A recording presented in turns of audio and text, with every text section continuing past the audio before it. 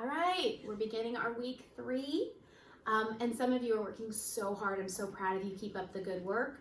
These are last 2 worksheets that have to do with fractions. The first one we're doing today, look for the 5.NF.5 lowercase a and 5.NF.5 lowercase b. They're both on the same worksheet. All right, this is talking about the scaling. And when we say scaling, this is when we are determining, it's estimating fractions, not using the benchmarks. It's being able to do some mental math with fractions. We're scaling, if you remember, is it greater than, less than, or equal to 1, okay? That's what we're determining. So when we look at these and we determine if they're less than or greater than, our number is 2 1/3, okay? So let's separate these out. That way we know that they're each their own separate problem. In each one of them, we have a 2 and a 1/3, okay? So if you remember our 2 steps, our first step is to circle what is different.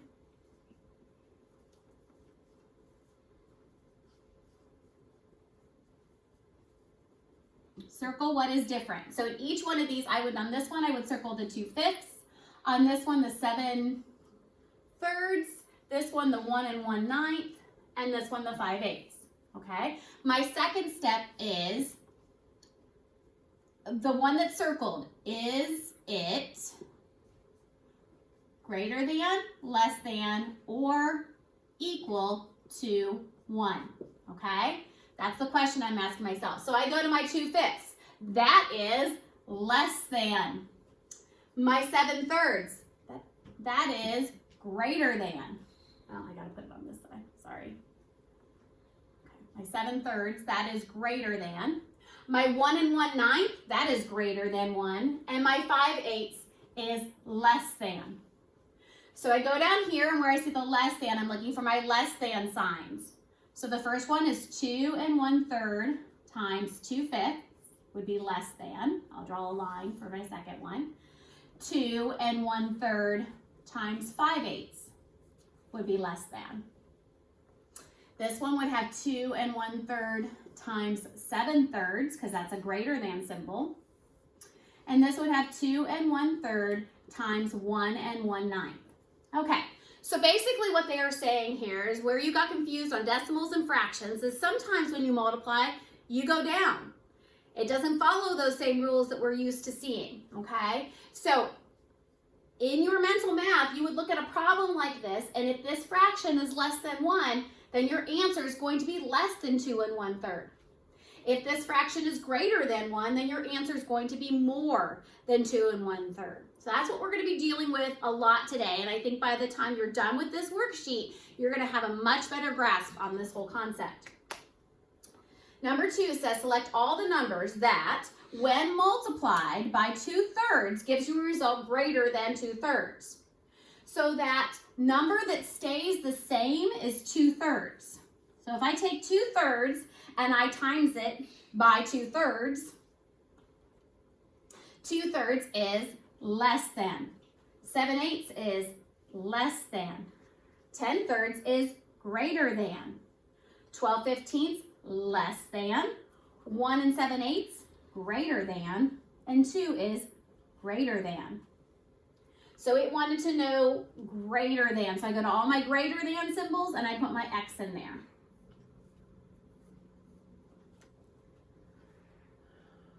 Okay? All right. Number 4. We'll go back down to 3 and 6 when we pull our paper up. Number 4. Juanita correctly answered 21 questions on her math test. Lauren answered 1 1/3 times as many questions correctly as Juanita. Who answered more questions correctly? Well, Juanita answered 21, okay? But Lauren answered 21 times 1 1/3. So once again, when you look at this 1 1/3, is that greater than, less than, or equal to 1? It is greater than. So Lauren answered more questions.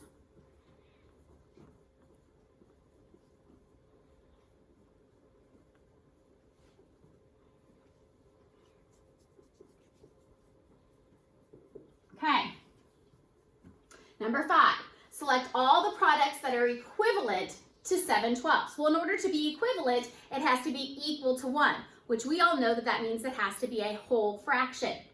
So each one of these has a 7/12 in it. That's the thing that stayed the same. So it's the other numbers that are different. 5/5 is an equal to. 1/2 is a less than 1. 12/12 is an equal to. 1 and 7/12 is a greater than, and 10/10 is an equal to. So just like we said, you've taken these whole fractions and you would say 5/5 equals 1. So it's like saying 7/12 times 1 is going to be equal to 7/12. 7/12 times 1 is equal to 7/12.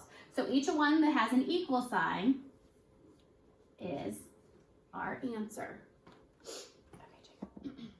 All right, number 3. It says, without multiplying, decide which symbol belongs in each box. Well, it has our greater than, less than, or equal to symbol. So all we're going to look at is, these are like what we did the one day with a bunch of different sheets. I have a 4/9 and a 4/9. Those ones are the same. So if you remember this one, it says circle what's different. So what's different is the 1/4. What is circled is that less than, greater than, or equal to 1. 1/4 is less than. So what's that saying is when you take 4/9 times 1/4, your product will be less than 4/9. So 3 and 1/16 are the same, so my different thing is my 2. So I circle my 2. Is 2 greater than, less than, or equal to 1? It is greater than. So when I take 3 and 1/16 times 2, my answer will be greater than 3 and 1/6. Same thing here, 5/6 is the same, so the different one is 3/3. 3/3 is equal to 1, so it's equal. Now be careful on these next two. My same is the 5/4, so my different is the first fraction, which is 9/10. And 9/10 is less than 1, so my answer will be less than. Down here, same thing. These are the two that are the same. It's this one then that is different. And 4 and 2/3 is greater than 1. Now, if you're still struggling with this concept, take these problems and solve them, and I think you'll see the difference.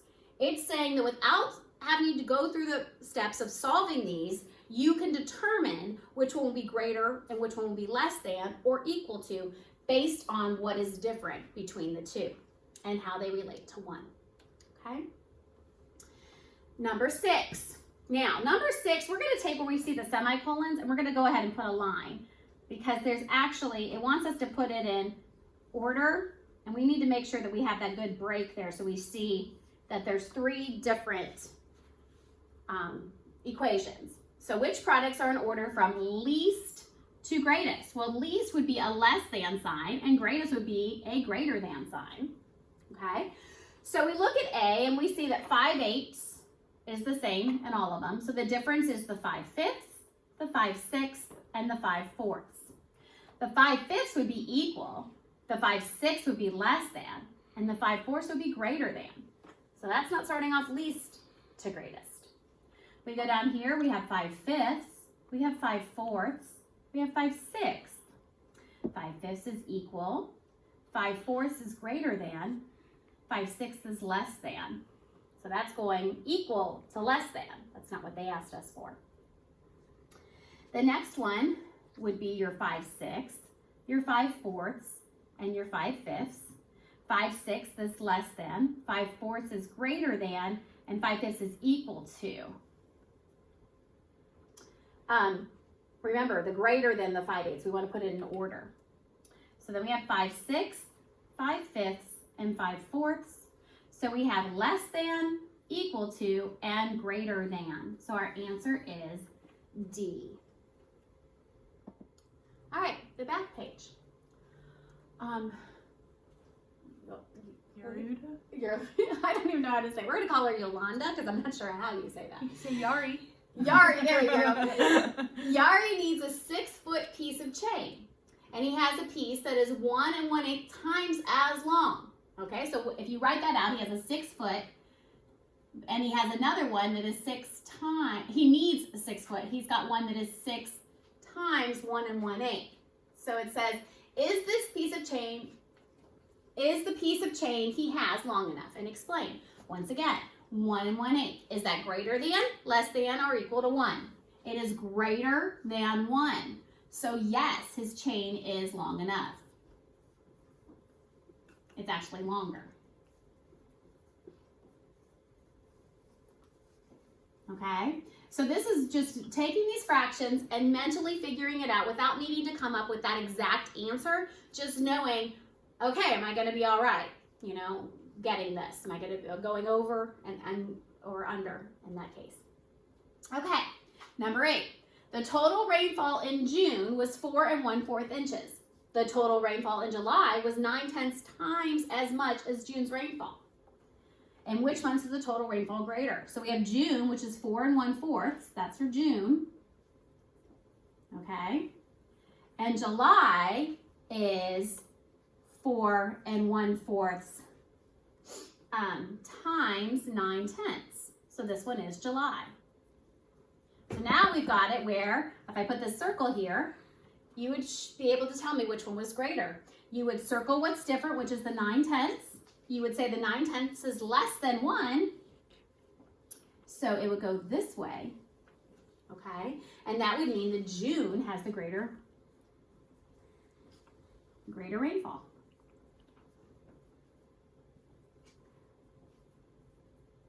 Okay. I think I actually saw some light bulbs going off at that point. All right. Give one fraction that will make each number sentence true. Okay, now when I first read that, I thought, oh, wow, I have to come up with the same fraction and that'll make them all true. And that's not doable. That's not going to happen. So you'll have a variety of answers. You just have to make sure that you have the concept and that that's right, okay? So if I want this 1/4 to be less than 1/4, then my fraction has to be less than 1. I'll just simply say 1/2. You might have something different, but as long as your fraction is less than 1, then it's right. If I have 1/4 and it's going to equal 1/4, then I have to have a whole fraction in there. I'll just put 2/2. Whatever you put, as long as it's equal to 1. If I have a 1/4 and a 1/4 and I need it to be greater, then I have to have either a mixed fraction or an improper fraction. I'll go ahead and just put 3/2, something that is greater than 1. In order for this to be greater, 78 and 78 to be greater, I've got to put a fraction that is greater than 1, improper or mixed. I'll use a mix this time, 1 3/4. Okay. This is now less than, okay, so to be less than, I'm just going to use that 1/2 again. And this one is equal to, so I'll use my 2/2. All right, our last two problems, number 9 and number 11. Number 9 is saying that Kareed multiplied 1.5 times 8/9 and he got the answer of 14/8. Well, I want to write this out so that you can see what we're talking about. 8/9 and he gets 14/8. Okay, is he correct? Well, let's first of all look at 14/8.